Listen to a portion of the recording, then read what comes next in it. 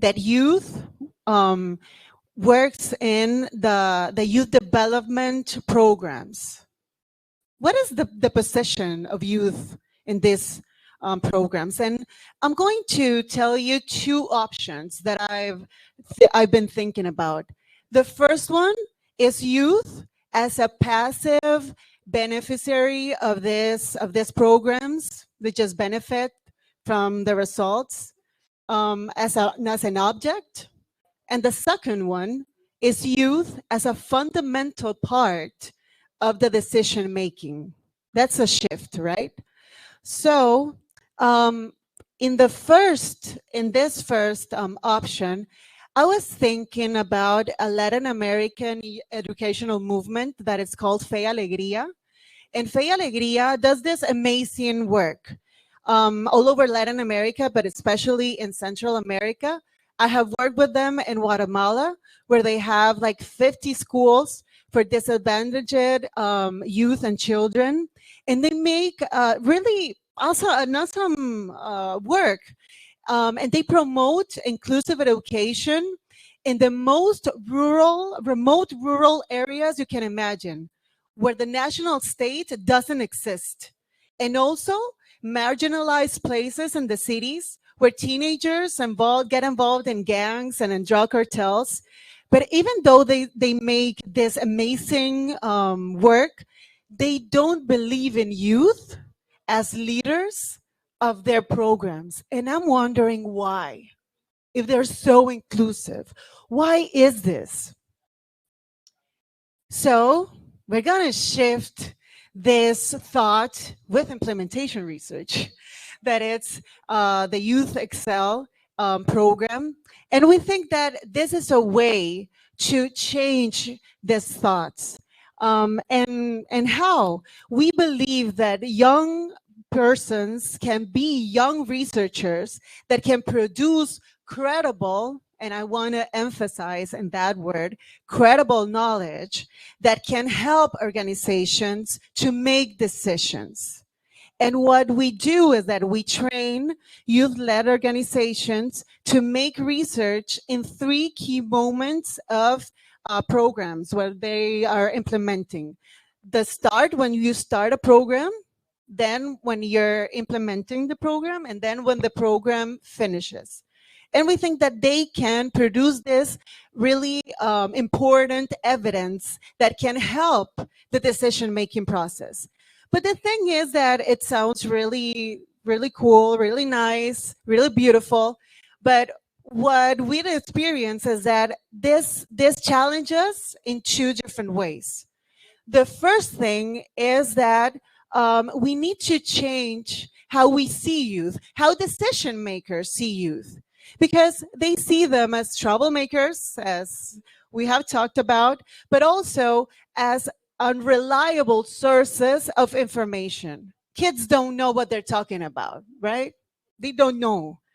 But the other thing that really worries me is that youth has internalized the social stigma, and they don't believe in themselves. They also think that they are incapable of doing things that are important, of speaking up. So I'm gonna do a little exercise with you guys that I have done with a lot of youth-led organizations in Latin America. And I want all of you to stand up, please, and to trust me on this. Okay, so I want you guys to close your eyes. Please trust me on this. Close your eyes. Okay, now dance. No, I'm kidding. Okay, so close your eyes. And now I want you to think about the word research. Close your eyes, close your eyes. I want you to think about the word research and identify the first images, the automatic images that pop in your minds. What are they? Take a minute.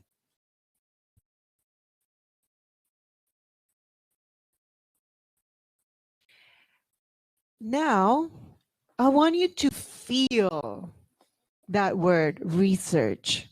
How does it feel in your body? what emotions do you associate with the word research? And in which part of your bodies do you feel those emotions?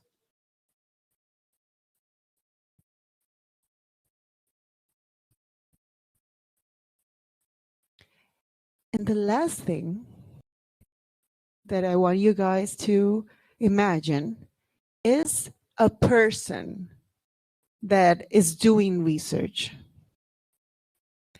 What is this person's gender? What is this person's age?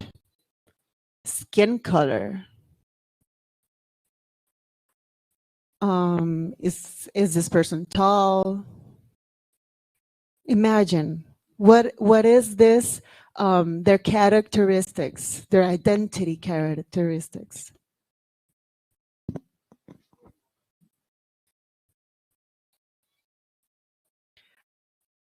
Okay, so with that images on your minds, please open your eyes. And I want you to share a summary of all those images that you saw today, right now, with someone at your left or right, and share them really fast, please. What you saw.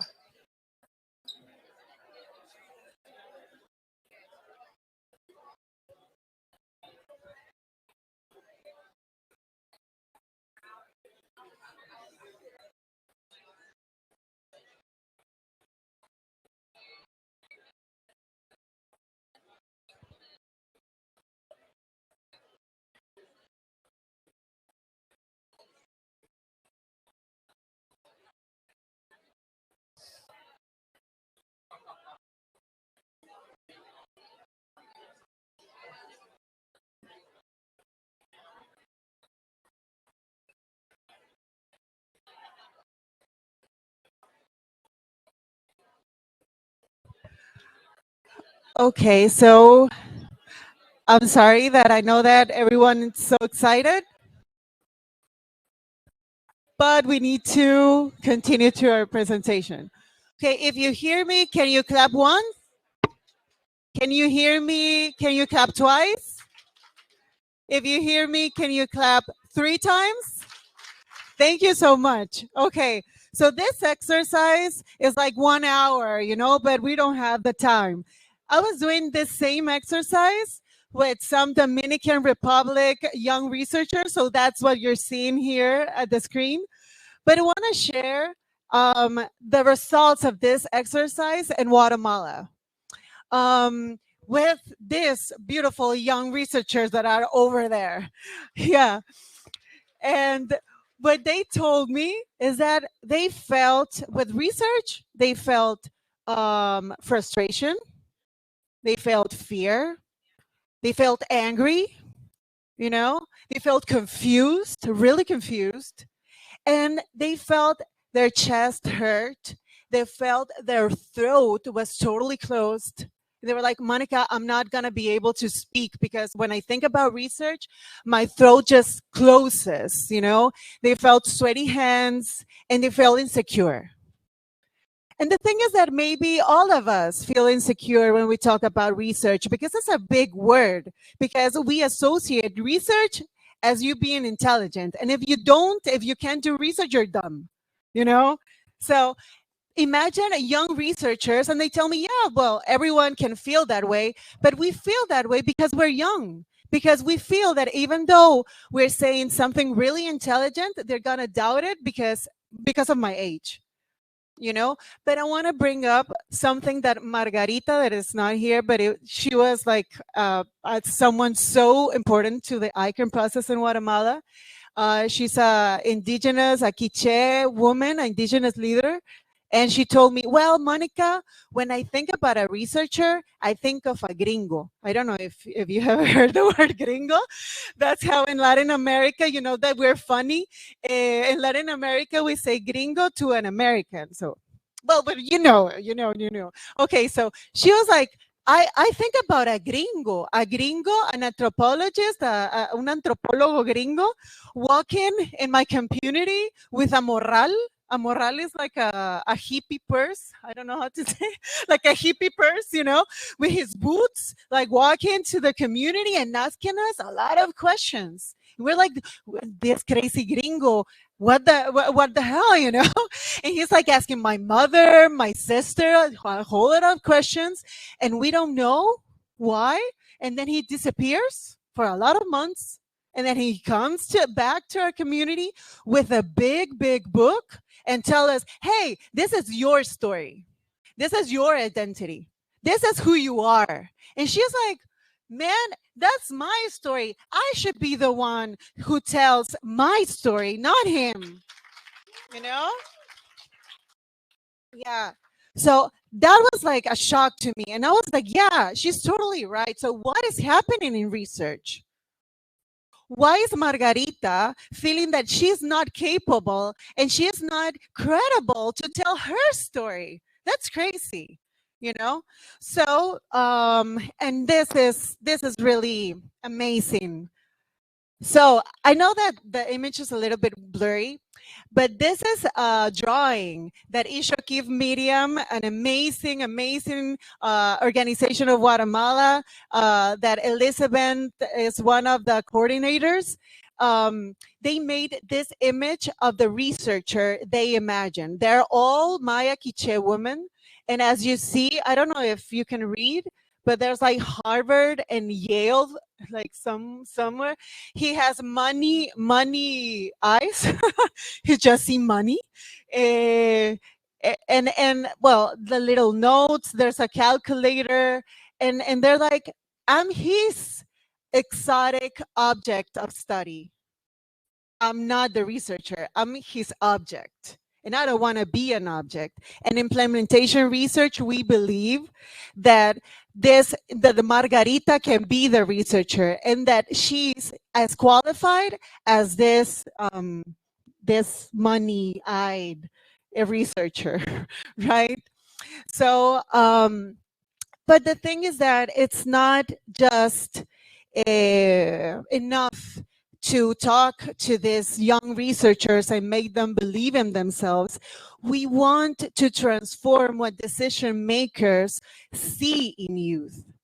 Because we had a really bad experience in the ICANN Guatemala. The youth-led organizations shared their research findings to adult allies, and they were academics, they were people from the government, and the thing is that they were really mean, and they were really criticized, harshly criticized. But we were like, this is not because of the data. This was because of the stigma, the social stigma, because this academic was really harsh to the organizations that were working on disabilities, on women's rights, that reivindicated their identity, diversity, and that they were really proud of being Maya Quiche, and that it's a big indigenous population. And this moment was really hard for us. We burst into tears. We were really frustrated. We were really disappointed. And what I want you to think about is that each and one of us are researchers. When we get sick, for example, we think, hey, did I eat something wrong? It's the weather. I'm stressed out. I'm thinking about hypotheses, right?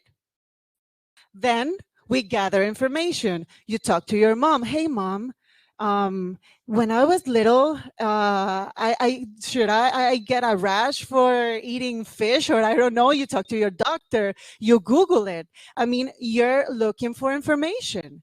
Then you compare that information, you analyze that information, and you make results. You're doing research every day. We're researchers every day, not just the people that have a PhD. So we invite you to shift that paradigm. We invite you to move to another set of thoughts that young researchers can produce situated knowledge, important knowledge that we can use as decision makers, but also that information can transform us, not only in our thoughts, but in our hearts too. So thank you very much.